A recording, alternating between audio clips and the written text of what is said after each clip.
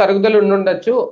ఓట్ల సంఖ్య అయితే పెరిగింది కదా సార్ అప్పటికి ఇప్పటికి అదే నియోజకవర్గాల్లో, పార్లమెంట్ నియోజకవర్గాల్లో. అంటే మీరు ఇక్కడ చనిపోయిన వాళ్ళని లెక్క ఇట్లా ఇప్పుడు సరి తీసేస్తే 5 కోట్ల ఓట్లు పోయినాయి మొన్న 11 రాష్ట్రాలకి.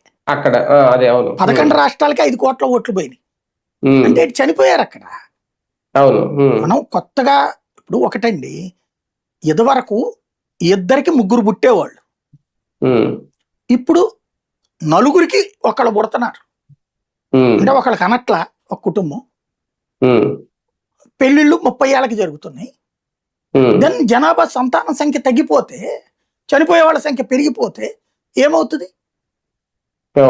తరుగుదలలో భారీ తరుగుదల నమోదైంది. ఇప్పుడు ఆంధ్రప్రదేశ్లో ఎక్కడ ఎందుకు మొన్న లెక్క వీళ్ళు ప్రస్తావించింది 5 లక్షల పెన్షన్లు పోయినాయి 2 ఏళ్లలో. 5 లక్షల పెన్షన్లు పోయినాయి అంటే 5 లక్షల మంది చచ్చిపోయినట్టే కదా వాళ్ళు. అంతే కదా.